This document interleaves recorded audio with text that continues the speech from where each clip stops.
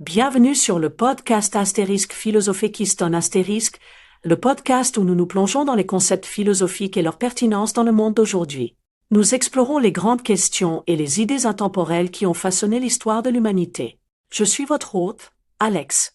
Et moi, je suis Jordan. Aujourd'hui, nous allons nous plonger dans les origines de la philosophie antique, un voyage qui nous ramène dans la Grèce antique, où certains des plus grands esprits de l'histoire ont posé les jalons de la pensée occidentale telle que nous la connaissons.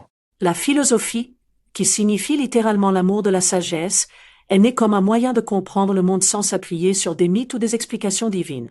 Les premiers philosophes cherchaient plutôt des réponses naturelles et rationnelles. En effet, notre voyage commence avec Thalès de Milet, souvent appelé le père de la philosophie. Notre voyage commence avec Thalès de Milet, souvent appelé le père de la philosophie Alex. Qu'y a-t-il de si révolutionnaire chez Thalès ? Thalès a été l'un des premiers à suggérer que l'univers pouvait être expliqué par des principes naturels. Il a proposé que l'éo soit la substance fondamentale de toute chose, l'élément de base de la vie. Bien sûr, il n'avait pas tout à fait raison, mais il était révolutionnaire de déplacer l'attention des dieux vers les phénomènes naturels. Exactement. Thalès est à l'origine d'une tradition qui consiste à se demander pourquoi et comment. Il a ouvert la voie à d'autres, comme Pythagore, qui, vous l'aurez deviné, est célèbre pour ses contributions à la géométrie. Mais ce que certains ignorent, c'est que Pythagore croyait également à l'harmonie de l'univers, reliant les nombres et l'ordre à un sens plus profond de la réalité. Oui, et cette idée, qu'il existe une structure et une logique sous-jacente au chaos, devient un thème récurrent de la philosophie. Mais le véritable tournant s'est produit avec Socrate. Jordan, que préférez-vous chez Socrate ? Oh, par où commencer ? Je pense que c'est son questionnement incessant.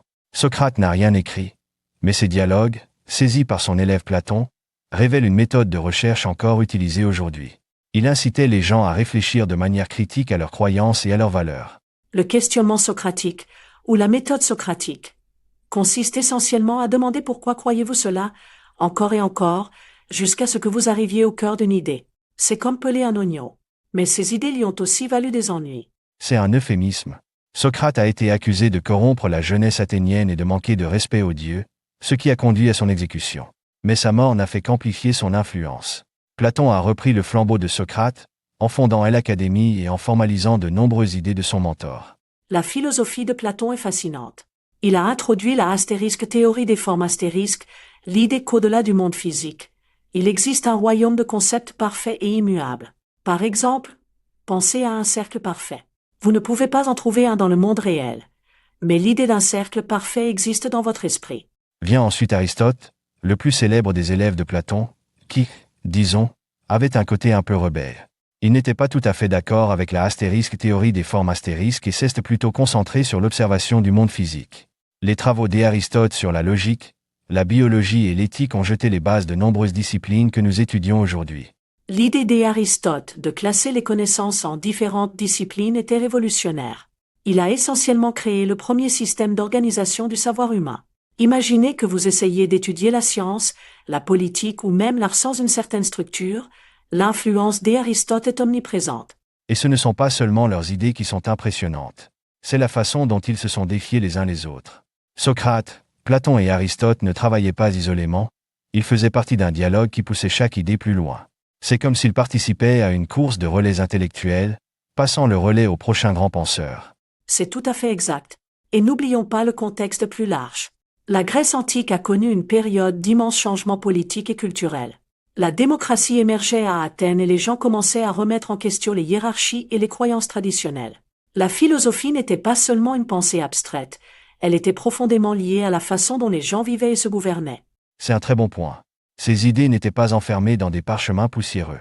Elles étaient débattues dans des espaces publics, comme l'agora. Imaginez que vous vous promeniez dans Athènes et que vous entendiez Socrate remettre en question le point de vue de quelqu'un sur la justice ou l'éthique, sur la place du marché.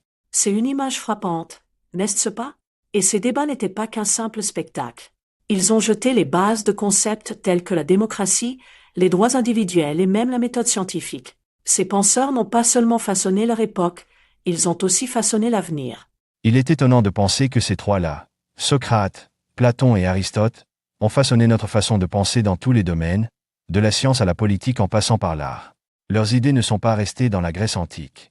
Elles se sont répandues dans le monde entier, influençant d'innombrables générations. C'est vrai. Et si leurs idées ont évolué au fil du temps, la question centrale demeure: comment comprenons-nous le monde et la place que nous y occupons?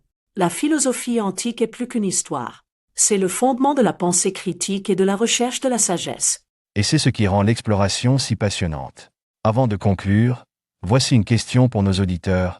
Quelle est l'idée philosophique ancienne qui, selon vous, résonne encore aujourd'hui? Dites-le nous dans les commentaires.